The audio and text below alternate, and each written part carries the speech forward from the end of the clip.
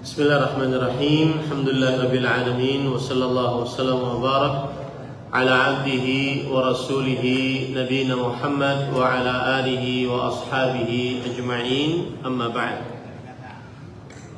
Kita lanjutkan sebagai pengulangan sedikit karena tadi permasalahan penting. Maka oleh karena itu bagi para lelaki dari kaum muslimin hendaknya berpakaian tidak melebihi dari 2 mata kaki. Dan ini termasuk daripada adab berpakaian bagi seorang lelaki muslim. Dan semestinya dia harus takut dengan ancaman Allah Subhanahu wa taala, dengan nerakanya Allah, atau tidak dilihat oleh Allah bagi siapa yang memanjangkan pakaiannya di bawah 2 mata kaki, baik karena sombong apalagi atau bukan karena sombong, karena dua-duanya dapat ancaman. Nah, sekarang kita lanjut kepada hadis selanjutnya. Wa anhu radhiyallahu an anna Rasulullah sallallahu alaihi wa ala alihi wasallam qala idza akala ahadukum falyakul bi yaminihi وإذا شرب فليشرب بيمينه فإن الشيطان يأكل بشماله ويشرب بشماله أخرجه مسلم. Dan dari dari beliau yaitu Abdullah bin Umar radhiyallahu anhu bahwa Rasulullah sallallahu alaihi wasallam bersabda, apabila salah seorang dari kalian makan, maka hendaklah dia makan dengan tangan kanannya, dan apabila dia minum, maka hendaklah dia minum dengan tangan kanannya, karena sesungguhnya syaitan makan dengan tangan kirinya dan minum dengan tangan kirinya. Hadis riwayat Muslim. Ahibati fillah, afani Allah wa iyyakum. Kita langsung kepada hukum dari hadis ini karena hadisnya jelas, ya. Mungkin sedikit dari maksud dari hadis ini, yaitu Rasulullah sallallahu alaihi wasallam memerintahkan kita untuk makan dan minum dengan tangan kanan karena menyelisihi syaitan. Siapa syaitan yang dimaksud? Syaitan yang dimaksud adalah bangsa jin yang kafir.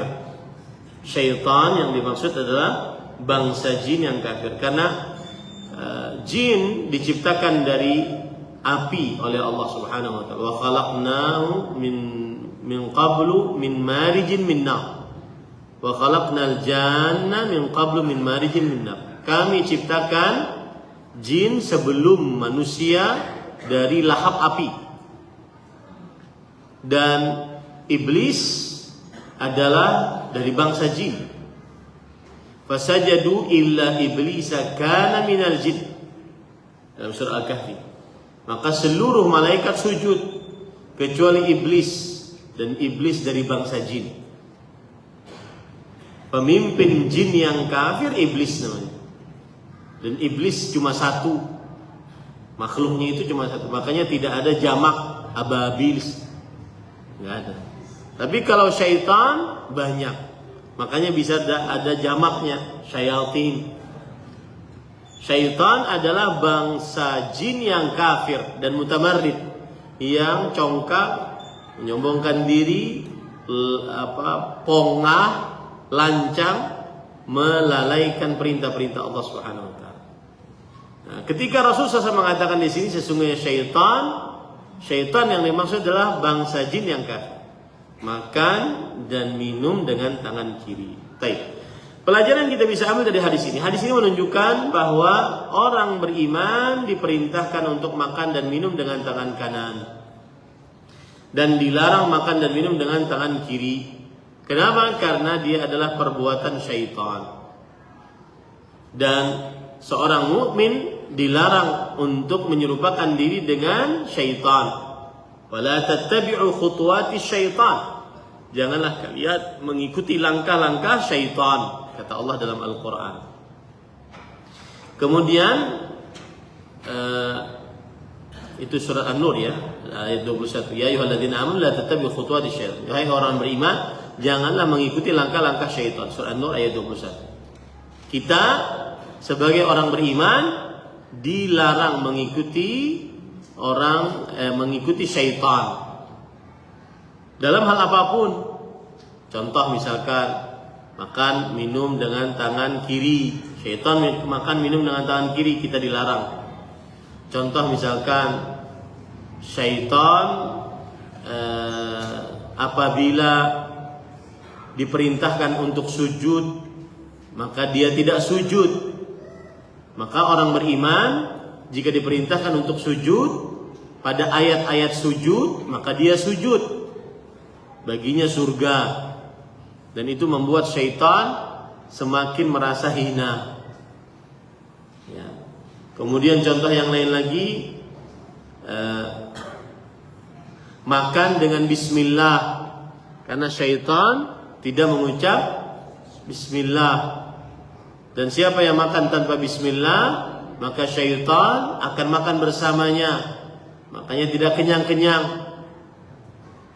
Contoh yang lain lagi, menggauli istri dengan mengucap bismillah. Nah, ini semua adalah menyelisih perbuatan syaitan. Jadi menyelisih perbuatan syaitan termasuk daripada tuntutan syariat. Tuntutan syariat. Nah, kemudian terjadi ikhtilaf di dalam masalah fikih. Apa itu? Jumhur ulama, mayoritas para ulama berpendapat bahwa makan minum dengan tangan kanan ini hanya hukumnya sunnah. Hukumnya apa? Sunnah, tidak wajib. Apa alasan mereka? Padahal perintahnya sangat jelas, larangannya sangat jelas. Perintah makan dan minum dengan tangan kanan sangat jelas, larangan makan dan minum dengan tangan kiri sangat jelas.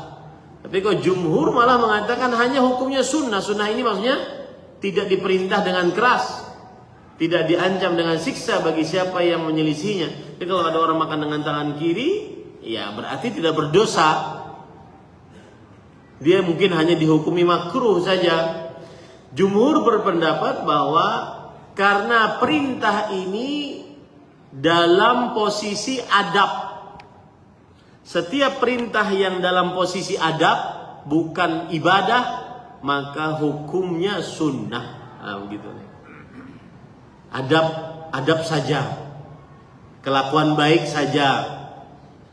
Maka menurut mereka, siapa yang makan dan minum, maka disunnahkan, diadabkan dengan tangan kanan. Kalau dengan tangan kiri, maka ya hukumnya hanya sekedar makruh saja. Nah, ada pendapat yang kedua, pendapat para ulama yang peneliti, di antaranya Ibnu Abdul Bar, Ibnu Hazm, kemudian Syekhul Islam Ibnu Qayyim mengatakan bahwa wajib makan dan minum dengan tangan kanan, haram makan dan minum dengan tangan kiri. Ini pendapat kebalikan dari pendapat jumhur tadi, ya. Dan pendapat ini pendapat yang lebih kuat. Pendapat ini pendapat yang lebih kuat bahwa wajib makan dan minum dengan tangan kanan dan haram makan dan minum dengan tangan kiri. Kenapa pendapat ini lebih kuat? Satu alasannya ya, bahwa Rasulullah SAW melarang makan dan minum dengan tangan kanan, dengan tangan kiri, dan menjelaskan bahwa itulah perbuatan syaitan. Maka siapa yang makan dan minum dengan tangan kiri menyerupai syaitan. Ini alasan pertama kenapa makan dan minum dengan tangan kiri wajib, dan makan dan minum dengan dengan tangan kanan wajib, dan makan dan minum dengan tangan kiri haram. Alasan yang kedua, di dalam hadis lafaznya begitu tegas, redaksi Rasulullah begitu tegas. Falyakul, falyashrab, maka makanlah, minumlah dengan tangan kanan. Fala ya'kul wa la yashrab bishimali. Janganlah makan dan minum dengan tangan kiri. Jelas, perintahnya jelas, larangannya jelas. Menunjukkan bahwa perintah menunjukkan kepada kewajiban, larangan menunjukkan kepada keharaman. Ini alasan yang kedua. Alasan yang ketiga, para ikhwan dirahmati oleh Allah Subhanahu wa taala, ada orang pernah di zaman Rasulullah makan dengan tangan kiri. Lalu dinasihati oleh Rasulullah, makanlah dengan tangan kanan. Lalu orang ini mengatakan, saya tidak bisa dengan tangan kanan. Maka akhirnya Rasulullah SAW mengatakan, lastata', engkau tidak akan pernah bisa makan. Ma mana'ahu illal kibr. Tidak ada yang menahan orang makan dan minum dengan tangan kanan kecuali kesombongan. Maka fama rafa'aha illa fi. Semenjak itu dia tidak bisa memasukkan makanannya ke dalam mulutnya dengan tangannya. Apa sisi pendalilannya? Bahwa diperintahkan dengan perintah yang wajib makan dan minum dengan tangan kanan, dan dilarang dengan keharaman makan dan minum dengan tangan kiri. Karena makan dan minum dengan tangan kiri itu adalah kesombongan dan didoakan oleh Rasulullah untuk mendapatkan keburukan. Ini menunjukkan dalil yang begitu tegas bahwa makan dan minum dengan tangan kanan wajib dan makan dan minum dengan tangan kiri haram. Ya, karena didoakan oleh Rasulullah sallallahu alaihi wasallam mendapatkan keburukan. Taib, para ikhwan yang dirahmati oleh Allah Subhanahu wa taala, dan sangat diironi di zaman sekarang, sebagian orang mungkin karena kebodohan terhadap sunnah ini atau tidak mengagungkan sunnah Rasul sallallahu alaihi wasallam, tidak mengagungkan adab-adab Islam, mereka bermudah-mudah makan minum dengan tangan kanan sekaligus dengan tangan kiri. Nah, ini tidak diperbolehkan, para ikhwan yang dirahmati oleh Allah Subhanahu wa taala. Kalau seandainya di tangan kanannya ada makanan, maka ini bukan berarti boleh dia minum dengan tangan kiri. Kenapa? Karena dia bisa saja meletakkan makanannya, kemudian dia minum dengan tangan kanan. Ya, tidak ada alasan. Saya di tangan saya, tangan kanan ada makanan, tangan kiri makanya saya gunakan untuk minum. Tangan kanan kotor, maka saya gunakan tangan kiri agar gelasnya tidak kotor. Lebih baik mengotori gelas yang akan dicuci dibandingkan mengotori diri sendiri dengan makan dan minum dengan tangan kiri. Nah, ini para ikhwan dirahmati Allah.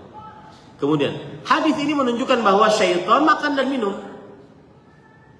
Syaitan makan dan minum. Dan ini adalah wahyu dari Allah untuk Rasulullah SAW. Karena asal hukumnya alam syaitan ini alam gaib. Alam syaitan, alam yang tidak bisa dilihat oleh manusia. Maka kita tidak bisa berbicara tentang syaitan kecuali dengan dalil dari Al-Quran dan hadis Rasulullah SAW. Seperti misalkan hadis, "Idza nudiya lis-shalah adbara syaitan wa lahu duran." Jika dikumandangkan azan, maka syaitan akan kabur dan dia kentut dengan kentut yang besar. Hatta la yasma'at ta'dzin, sampai tidak mendengar azan. Ini bukan berarti kentut yang besar adalah setan. Siapa yang kentut besar berarti setan, bukan. Tetapi syaitan sengaja berkentut besar suaranya agar tidak mendengar azan. Dan ini menunjukkan bahwa salah satu cara meruqyah orang dengan mengundangkan azan. Karena syaitan lari darinya. Ini saya punya pengalaman menarik. Ada kawan waktu itu dia berasal dari luar negeri Indonesia ya. Kemudian sama-sama kita kuliah di Madinah. Kawan ini disihir dari negaranya. Kawan ini beliau ya perawakannya tinggi, ganteng, kemudian banyak perempuan yang suka. Nah, akhirnya yang beliau nikahi kan cuma satu. Sedangkan wanita-wanita lain yang cintanya ditolak, dukun bertindak. Ya benar itu, karena kejadian. Jadi itu sihir dikirim dari negaranya sampai ke Madinah. Salah satu hal yang mengindikasi dia adalah kena sihir, kalau dengar azan dari Masjid Nabawi dia lari keluar masjid, tidak tahan. Makanya yang kadang-kadang azan-azan tidak ke masjid, jangan-jangan kena sihir. Demi Allah para ikhwan, saya katakan kalau bukan kita Ahlus Sunnah wal Jamaah yang mengusung dakwah sunnah, dakwah salaf, yang mengisi masjid, siapa lagi? Karena tidak ada yang menekankan ini dari dakwah-dakwah yang ada. Dakwah-dakwah madhab mengatakan hukumnya sunnah muakkadah, hukumnya fardu kifayah. Kalau fardu kifayah berarti ada satu orang di masjid, selesai urusan. Dia yang adzan, dia yang iqamah, dia yang imam, dia yang makmum sekalian. Sudah mencukupi itu. Makanya masjid-masjid kosong. Ya, ini pada ikhwan. Dan ini sedikit menyinggung tentang qalbu. Di zaman sekarang banyak sekali hal-hal yang melalaikan. Ulama-ulama dahulu mendidik umatnya agar kalau hari Jumat maka bersegera ke masjid. Terutama kami yang di daerah, maka biasanya para pedagang, para pengusaha yang tidak ada kaitannya dengan jam kerja yang wajib, mereka buka tokonya setelah sholat Jumat. Jadi benar-benar masjid itu jam 10-an, jam 9 sudah penuh. Ya, banyak kaum muslimin yang berhadir. Nah, sekarang kita dijauhkan dari kebiasaan kita, yaitu menghormati hari Jumat. Sekarang hari Jumat dengan pakaian seadanya dari kantor, kemudian itu pun masuknya pas imam khutbah, ketika imam khutbah pun ngobrol, ya. Sebelum imam khutbah sudah keluar dari kantor, mau masuk masjid, makan cilok dulu, ya depan masjid biasanya. Maka pada ikhwan yang dirahmati oleh Allah Subhanahu wa taala, agungkan hari Jumat. Itu adalah kekhususan kaum muslimin.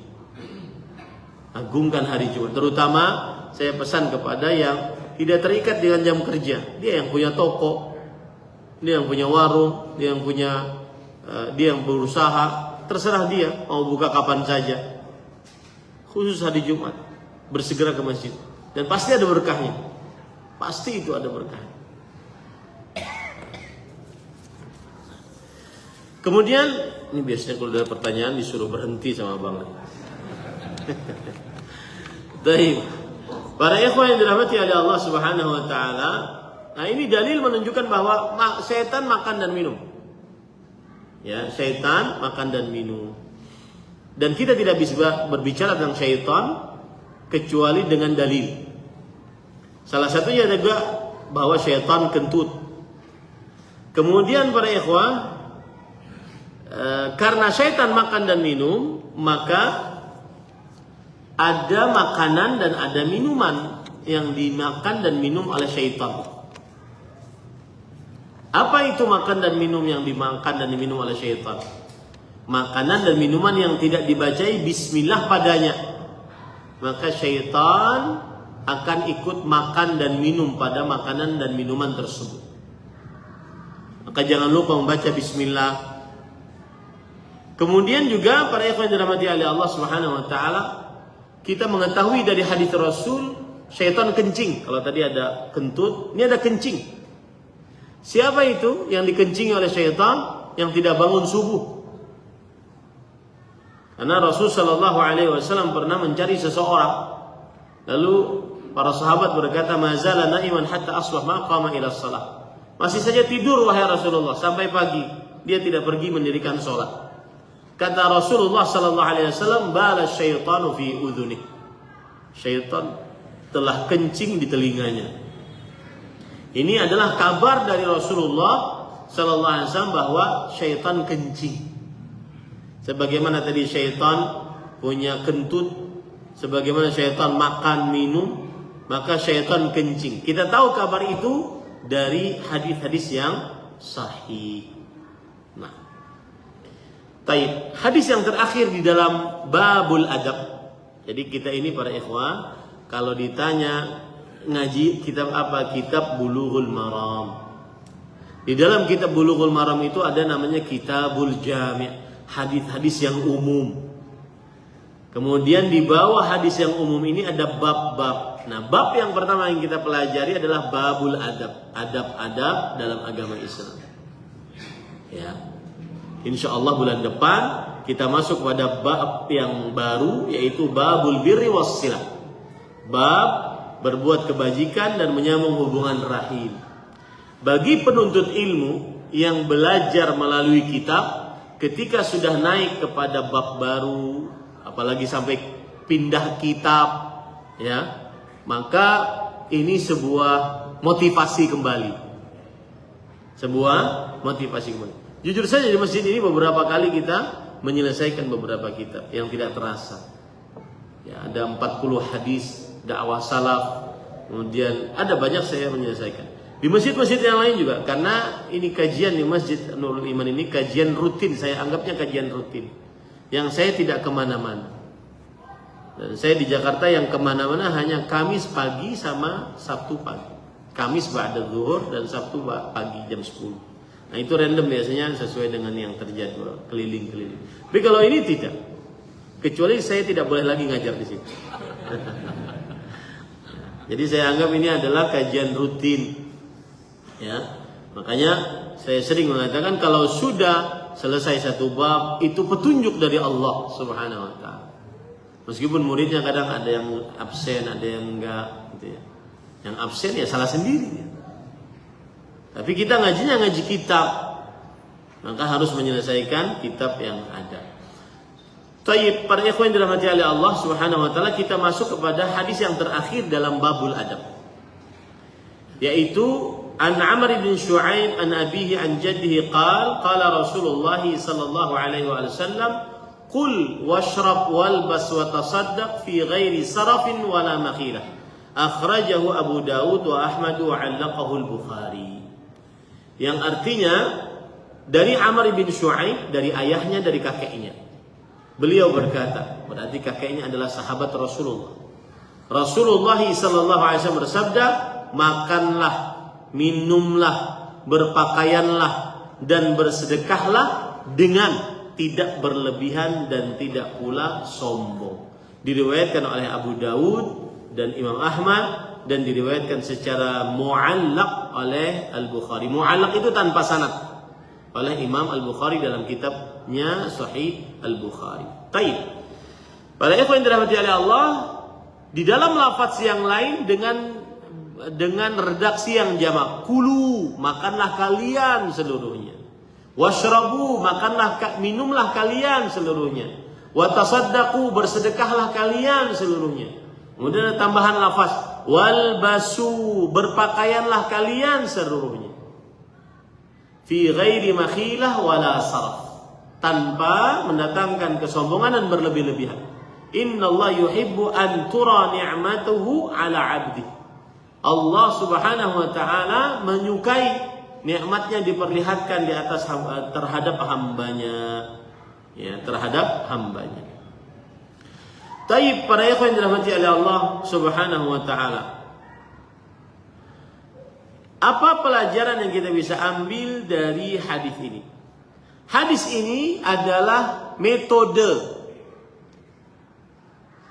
hidup seorang muslim yang semestinya dia berjalan di atasnya, baik dalam urusan makan, minum, pakaian, bersedekah. Karena di dalam hadis ini terdapat anjuran untuk memakai harta pada perkara-perkara yang bermanfaat di dunia ataupun di akhirat. dan menjauhi perkara-perkara yang berbahaya seperti berlebih-lebihan ataupun mendatangkan kesombongan. Jadi hadis ini metode hidup seorang muslim. Makan apa saja silakan, minum apa saja silakan, berpakaian apa saja silakan, bersedekah seberapa saja silakan. Dua syaratnya, tidak boleh mendatangkan kesombongan dan tidak boleh berlebih-lebihan. Ya, makan dan minum apa saja, tentunya ada batasannya. Yang diharamkan tidak boleh. Tetapi secara umum dia boleh makan apa saja, minum apa saja, berpakaian bagaimana saja, kemudian bersedekah bagaimana saja, silakan. Ya. Kemudian hadis ini pelajarannya adalah diharamkan untuk berlaku berlebih-lebihan melampaui batas. Tidak boleh berlebih-lebihan melampaui batas di dalam pakaian, makan, minum, pakaian, bersedekah. Ya, tidak diperbolehkan. Contoh misalkan untuk makan, kadang berlebih-lebihan. Satu kek kecil harganya 500 juta. Ini nggak boleh para ikhwan. Ini tidak pantas seorang muslim melakukannya karena terlalu berlebih-lebihan. Masih banyak bisa kita makan. 500 juta nasi uduk berapa piring tuh? Ya, subhanallah. Ada orang telepon, Assalamualaikum akhi. Iya Ustaz, waalaikumsalam. Afwan. Di mana antum ya akhi? Afwan Ustaz, lagi sarapan. Di mana? Di Singapura.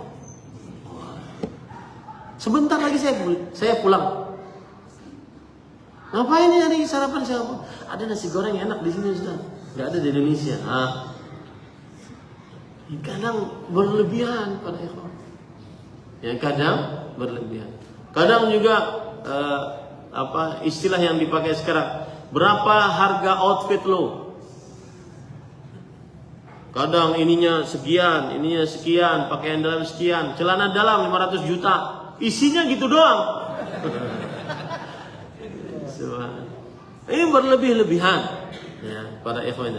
Kadang dan subhanallah ada ajaran dari Umar bin Khattab radhiyallahu anhu. Beliau mengatakan, "Wallahi inni la aqdiru an akula aladza at'imatin aw albasa alyana libas minkum." Demi Allah, aku lebih sanggup untuk makan makanan yang lebih lezat, pakaian yang lebih lembut daripada kalian. Walakinni astabqi akhirati. Tapi aku sisakan itu untuk nikmat akhiratku. Kemudian beliau baca ayat, Yauma yu'radul ladzina kafaru 'alan nar adhabtum tayyibatikum fi hayatikumud dunya wastamta'tum biha falyawma tujzauna 'adzabal huni bima kuntum tastakbiruna fil ardi bighairil haqqi wa bima kuntum tafsukun. Pada hari itu, hari kiamat, diperlihatkan kepada orang-orang kafir apa yang telah mereka rasakan di dunia. Kemudian dikatakan kepada mereka, kalian sudah menghabiskan nikmat kalian di dunia. Hari ini cuma ada siksa. Nah, Umar bin Khattab tidak ingin seperti itu. Semakin dinikmati dunia ini, semakin menguras nikmatnya nanti di akhirat. Makanya beliau mengatakan, saya sisakan nikmat itu di akhirat kelak. Dan ini ajaran Rasulullah SAW.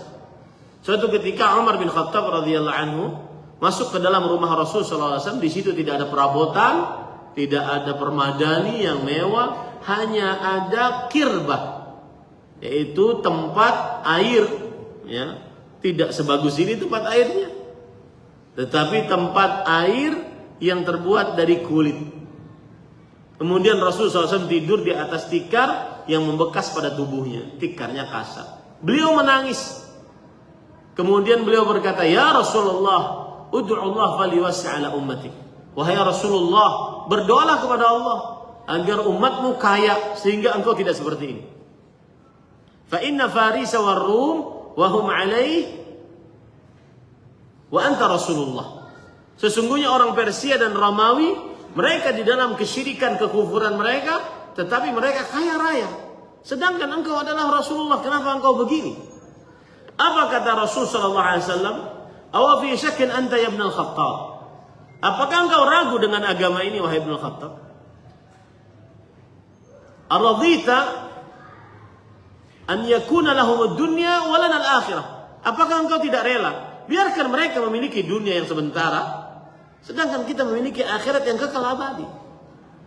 Nah, ini para ikhwan yang dirahmati oleh Allah, itu metode di dalam berpakaian. Boleh pakaian apa saja, ya, memiliki HP seberapa saja, tapi ingat dua itu. Jangan mendatangkan kesombongan dan berlebih-lebihan. Kemudian ingat, semakin kita nikmati kenikmatan dunia di sini, maka dikhawatirkan akan menghabiskan kenikmatan di akhirat. Ada yang kadang beli kasur itu kalau tidur kelelap di dalam. Saking apanya? Saking empuknya. Atau kasur saking kenyalnya baru duduk mental. Ini subhanallah. Manusia kalau sudah mempunyai keinginan benar-benar. Jadi tidak heran kalau ada Karun, ada Fir'aun, nggak heran. Ya, nggak heran. Zaman sekarang, apalagi zaman sekarang, kita ini kan bermain media sosial. Alhamdulillah yang tidak main media sosial, ya bersyukurlah kepada Allah SWT. Bermain media sosial, melihat apa yang ada di media sosial, dan itu media sosial mendidik. Yang dibicarakan di media sosial, berapa, umur berapa, engkau memiliki 100 juta pertamamu. Itu terngiang-ngiang dalam diri kita, terngiang-ngiang dalam anak-anak, dalam anak-anak umuran Gen Z, umuran yang sekarang 20, 25, 30. Kapan saya misik 100 juta? Uang dapat gaji dapat gaji besoknya habis. Ini bisa 100 juta dari mana? Terngiang-ngiang dalam pikiran kita. Terngiang-ngiang kepada generasi alfa, yang anak-anaknya sekarang SMP, SD. Dan itu yang mereka lihat. Makanya ada di zaman sekarang orang itu overthinking, OP, sering berpikiran macam-macam. Baru anak kecil. Saya punya santri-santri yang umurnya SMP kelas 7, sampai kelas 7 itu nggak bisa tidur malam, karena terlalu banyak pikiran, karena terlalu banyak yang dilihat. Dan media sosial mendidik. Maka bersyukurlah orang tua yang tidak mendidikkan anaknya kepada media sosial dengan HP setiap. Bahkan apalagi kadang-kadang para ikhwan, saya kemarin dengar khutbah Jumat kemarin dari Syekh Abu Aijan, seorang imam dan khatib di Masjid Nabawi. Beliau mengatakan salah satu hal yang sangat melalaikan di zaman sekarang HP. Orang menjadi orang tidak fokus, tidak punya target hidup, kebanyakan scroll, habis itu bingung ngapain. Yang dilihat satu nggak selesai, belum kita cerna, lihat lagi, belum kita lihat lagi, terus. Orang nggak fokus ini, ya. Orang nggak fokus. Maka biarkan anak-anak itu main-main seperti itu. Itu memang, itu biarkan mereka seperti itu. Saya punya anak Abdurrahman kelas 4 SD. Habis subuh dapat ikan gabus. Megang sana, dia nggak punya HP, nggak pernah pegang HP. Ini para ikhwan yang dirahmati oleh Allah Subhanahu wa taala, biarkan dia hidup, anak-anak tersebut mengeksplor dirinya. Karena itu kita sekarang ngasih kepada anak-anak gadget-gadget ini membuat terkukung dirinya. Ya. Jadi dia tidak punya kebebasan lagi sebagai anak kecil. Apalagi belum yang ditonton oleh dia. Belum yang ditonton. Nah ini pada ikhwan yang dirahmati oleh Allah Subhanahu wa ta'ala. Nah itu pelajaran yang kita bisa ambil dari hadis ini. Kemudian pelajaran yang kita bisa ambil dari hadis ini juga adalah bahwa boleh makan dan minum dari perkara-perkara dunia ini boleh, selama dia halal diperbolehkan. Ada kaedah tentang makan, disebutkan, saya pernah dengar dari Syekh Abdul Razak. Begini, qul ma tashtahi wa la taqum wa anta tashtaki. Yang artinya, makanlah apa yang engkau suka untuk makan. Asalkan halal ya, makanlah apa saja. Makanya saya nggak sepakat loh, dilarang makan kerupuk, dilarang makan mie instan. Enak itu, enak. Ya, capek banget hidupnya, subhanallah. Makan apa yang engkau suka. Cuma tadi, jangan engkau berhenti dari makanmu dalam keadaan engkau kesakitan. Karena ada sebagian orang saking asiknya makan, pas bangun, aduh, ini nggak benar makannya. Makan apa saja, asalkan dia halal. Dan hadis ini menunjukkan akan hal itu. Makan sesukamu, minum sesukamu, tanpa dua hal, berlebihan dan mendatangkan kesombongan. Jangan berlebihan, jangan mendatangkan kesombongan. Ya. Karena begini para ikhwan, yang sehat akan mati. Yang sakit juga akan mati. Bukan berarti saya mengatakan ilmu-ilmu dokter, ilmu-ilmu yang menjaga makan itu tidak penting. Penting itu. Tetapi jangan sampai berlebihan. Sampai tidak boleh makan ini, mie instan, kerupuk, tidak boleh makan apa. Enggak enak itu.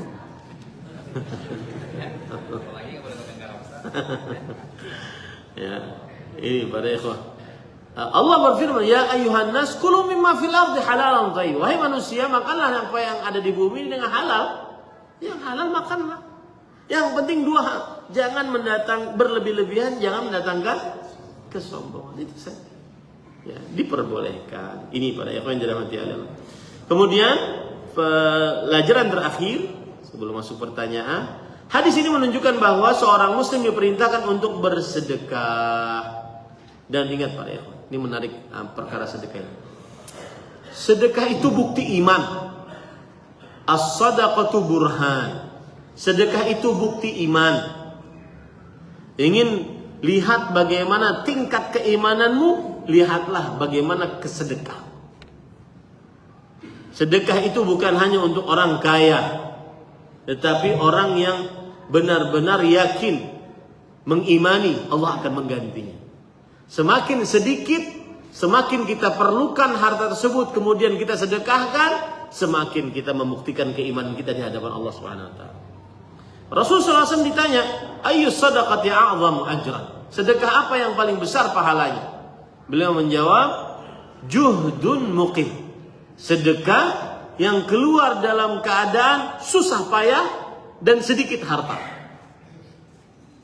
Dalam riwayat yang lain, anta saddaq wa anta sahihun syahihun takshal faqra wa ta'mul ghina. Kamu bersedekah dalam keadaan kamu bakhil, sehat. Bersedekah dalam keadaan sehat. Biasanya kalau sehat itu bakhil. Kenapa? Kalau sehat ingin makan apa, ingin pergi kemana, ingin beli apa, makanya timbul sifat bakhil. Takut miskin, ingin kaya. Nah, saat ada perasaan itu dalam kalbu, sedekah. Itu paling besar pahalanya. Baik. Yang berkaitan juga dengan sedekah adalah khairus sadaqah makana an dhahri qalb, makana an dhahri ghina, wabda biman ta'ul. Yang artinya, sebaik-baik sedekah adalah harta yang disedekahkan dia sangat memerlukannya. Ya. Jadi dia sangat memerlukannya. Itu satu. Yang kedua, sebaik-baik sedekah adalah dimulai dari orang yang di bawah tanggung jawabnya. Siapa yang di bawah tanggung jawab kita? Istri, orang tua, istri, dan anak-anak. Orang tua itu di bawah tanggung jawab kita kalau mereka sudah tidak punya harta lagi, tidak menghasilkan uang, untuk bisa hidup, maka anak yang bertanggung jawab pada waktu itu. Jangan sampai orang tua terlantar melarat. Adik perempuan, adik laki-laki di bawah tanggung jawab kakaknya sampai adik perempuan menikah, sampai adik laki-laki baligh, itu di bawah tanggung jawab kakaknya. Tetapi sebelum adik, istri dan anak-anak itu di bawah tanggung jawab. Rasulullah SAW bersabda, "Wabda biman ta'ul. Kafa bil mar'i ithman an yudayya man yaqut." Cukup seseorang dikatakan sebagai seorang yang berdosa ketika dia melalaikan nafkah orang yang di bawah tanggung jawabnya. Mulailah dari orang-orang yang di bawah tanggung jawabnya. Hati-hati para laki, jangan sampai dia tidak menafkahi istri dan anak-anaknya. Bahkan yang ada kebalikan, istri yang disuruh kerja dan anak-anak disuruh juga kerja, atau istri karena bekerja akhirnya tidak dikasih nafkah. Sang suami mengatakan kepada istrinya, "Kamu kan banyak duit, sudah pakai aja kamu duit kamu." Nggak boleh ini. Tidak boleh dilakukan oleh suami seperti itu.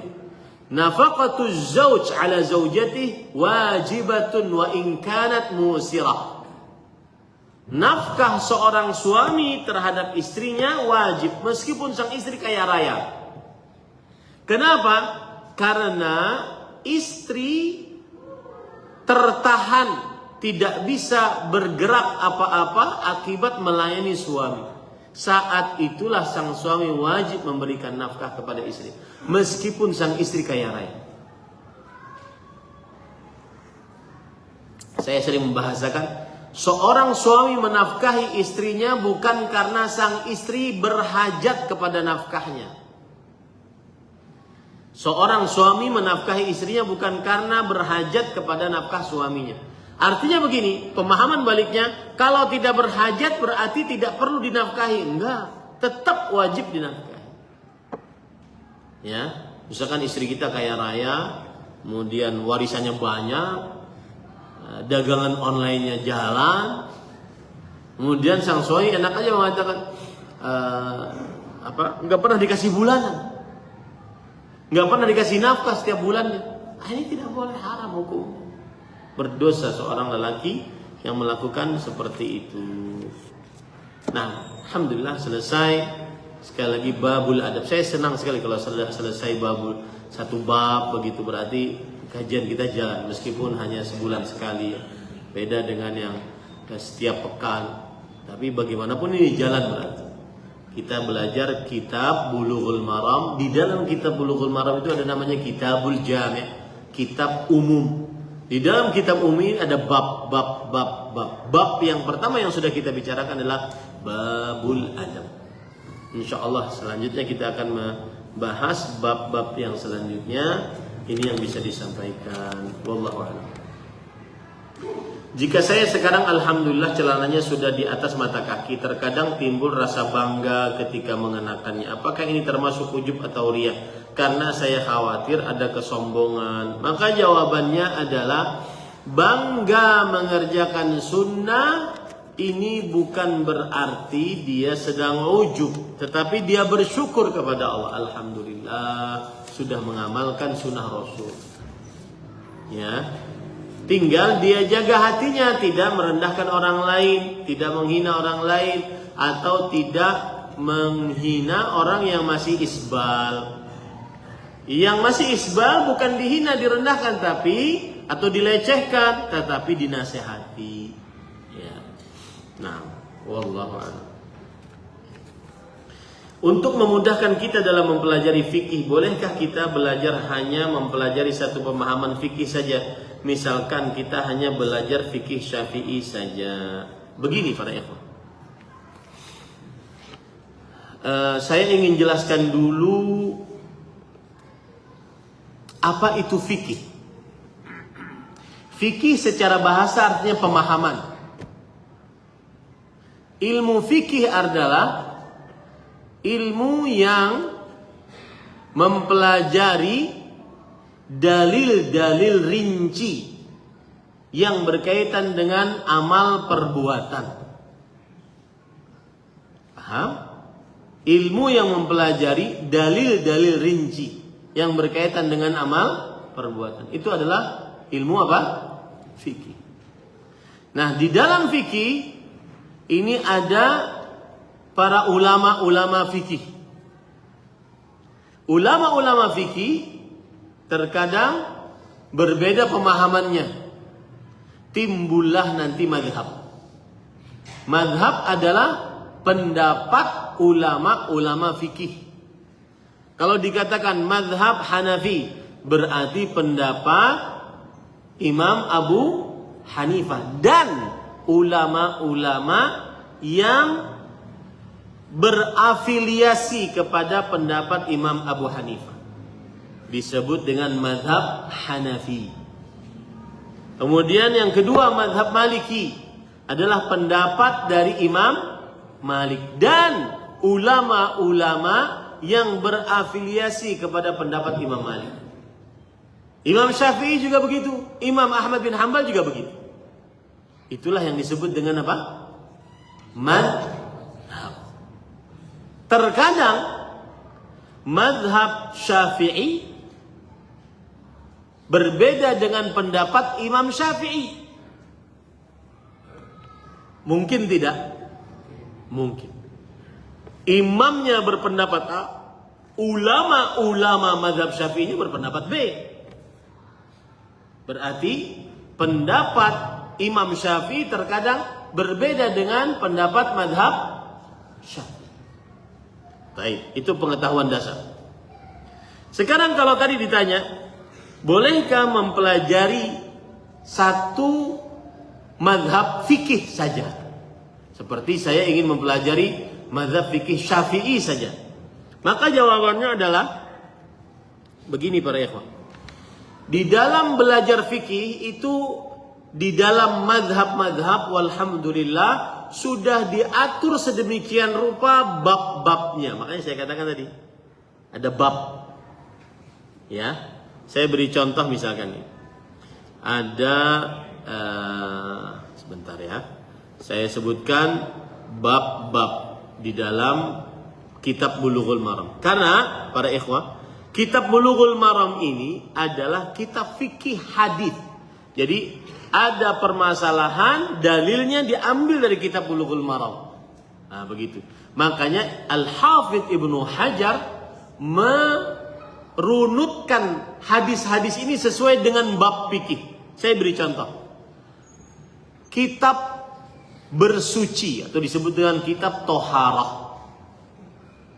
Apa saja hadis-hadis yang berkaitan dengan toharah. Dan di dalam kitab Toharah ini ada bab. Ada 10 bab. Bab miyah, bab air. Bab aniyah, bab bejana, tempat-tempat. Bab izalatun najasa, menghilangkan najis. Bab wudu, bab mengusap di atas 2 khuf. Bab pembatal-pembatal wudu. Bab adab buang hajat. Bab mandi. Bab bertayamum. Bab haid. 10 bab. Semuanya dalam kitab apa? Toharah, bersuci. Nah, ini di dalam mazhab Syafi'i begitu. Mazhab-mazhab lain juga begitu. Kitab Toharah, bawahnya bab. Ya. Kemudian kitab solat misalkan. Kitab solat ada bab-bab. Bab waktu-waktu solat. Bab azan. Bab syarat-syarat solat. Bab pembatas orang di hadapan orang yang solat. Bab perintah khusyuk di dalam solat. Bab masjid. Bab sifat solat. Bab sujud sahwi. Bab solat tatawu'. Bab solat berjamaah. Bab solat musafir. Bab solat Jumat. Bab solat takut. Bab solat 2 hari raya. Bab solat gerhana. Bab solat minta hujan.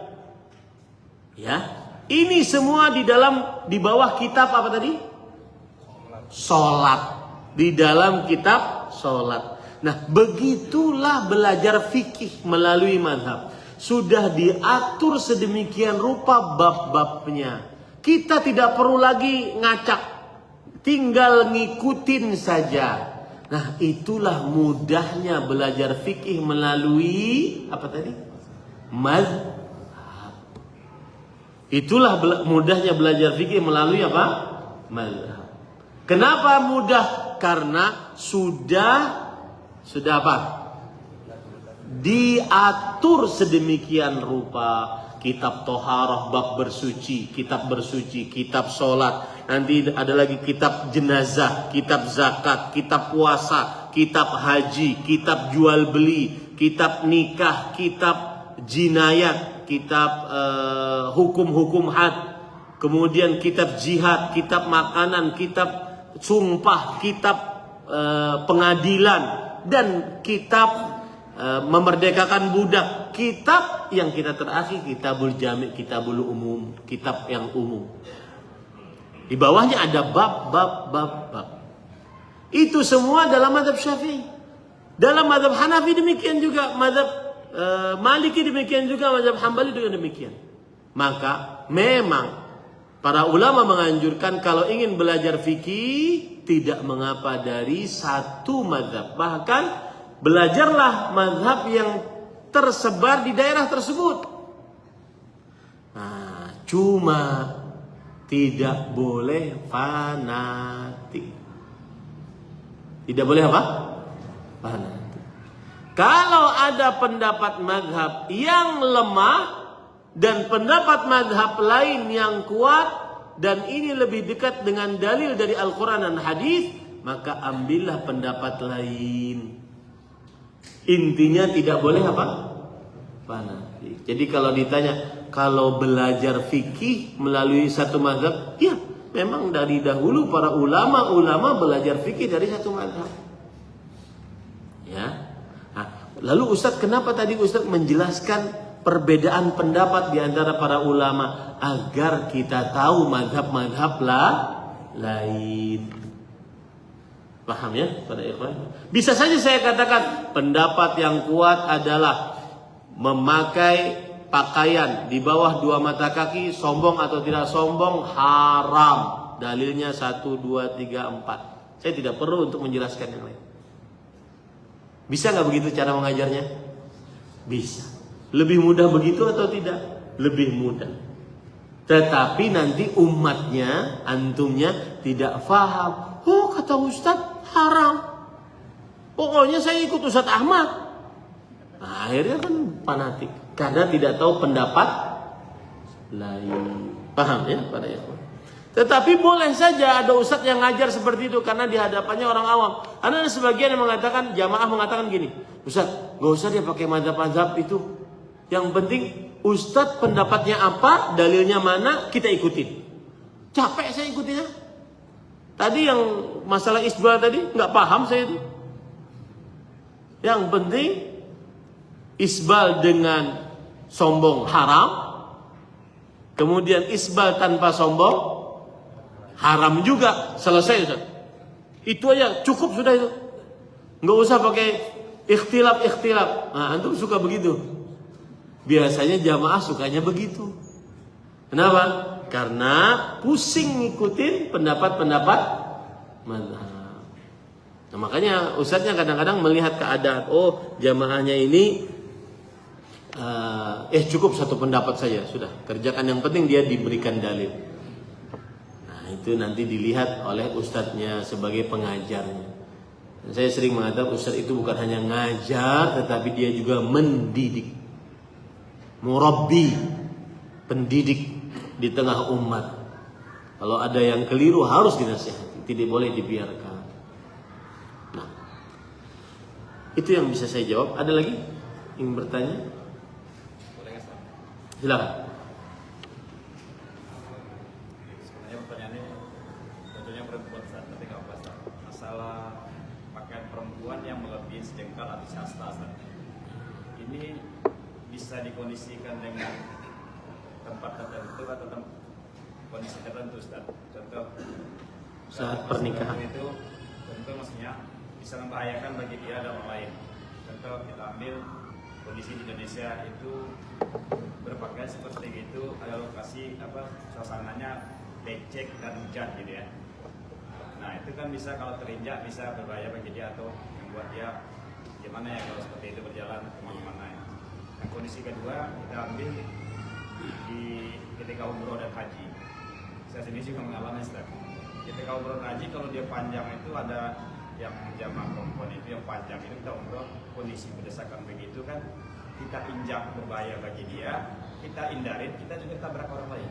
Nah ini gimana Ustaz? Ya, Waalaikumsalam warahmatullahi wabarakatuh.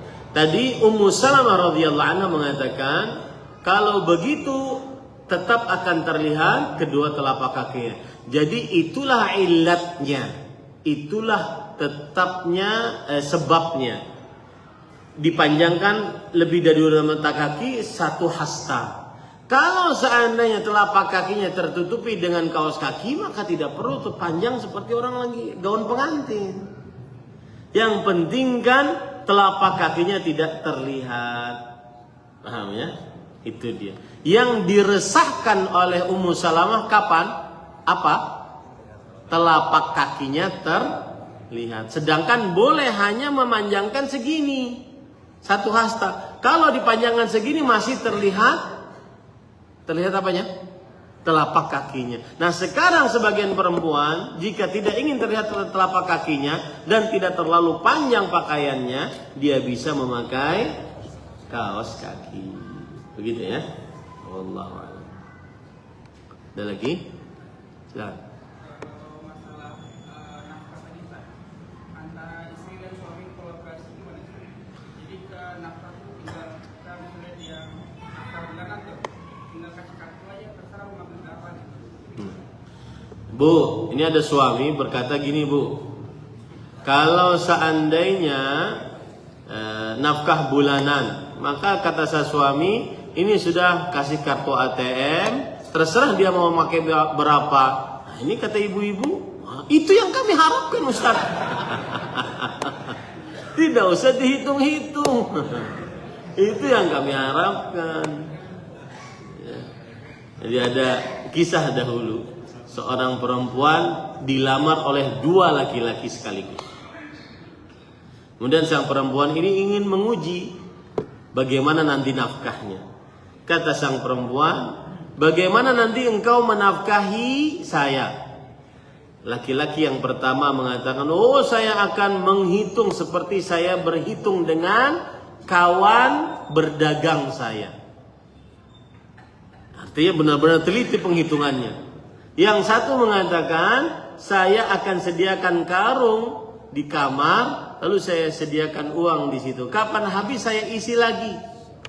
Kata sang perempuan tersebut, saya memilih yang kedua. Nah, persis tuh antum yang kayak begitu tuh. Jadi boleh saja. Tadi saya kira pertanyaannya tidak seperti itu. Mungkin maksudnya adalah Ustadz ini satu kartu kita kolaborasi. Pemasukan istri, pemasukan saya di dalam kartu itu. ATM itu. Lalu sang istri memakai terserah dia kapan saja. Maka jawabannya ini tidak boleh. Yang boleh adalah di dalam kartu ATM tersebut hartanya suami sebagai nafkahnya istri. Ya. Adapun harta istri tidak boleh dicampur dengannya. Dan ingat para ikhwah, di dalam agama Islam harta istri, harta istri. Harta suami, harta suami. Tidak ada dalam agama Islam harta gono gini. Harta bersama, nggak bisa. Harus dipisahkan. Harus dipisahkan. Ini harta suami, ini harta istri. Kenapa? Karena Rasulullah SAW ketika haji wada mengatakan, Inna dima'akum wa amwalakum wa a'radakum haramun alaikum kahurmati yaumikum hada. Sesungguhnya darah kalian, harta kalian, kesucian, kehormatan kalian suci seperti sucinya hari ini. Artinya harta seseorang tidak boleh diambil. Makanya suami ya tidak boleh asal nyomot harta istri. Minjam dulu dong 100. Nggak boleh, itu pasti nggak bayar.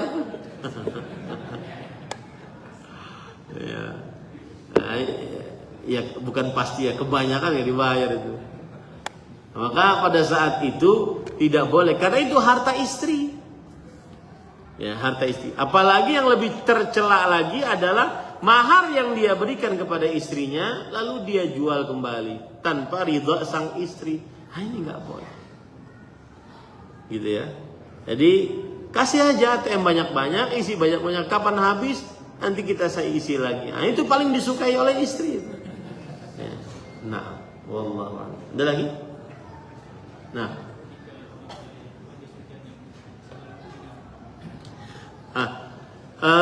Kembali ke masalah isbal. Memakai jas hujan dan dia isbal.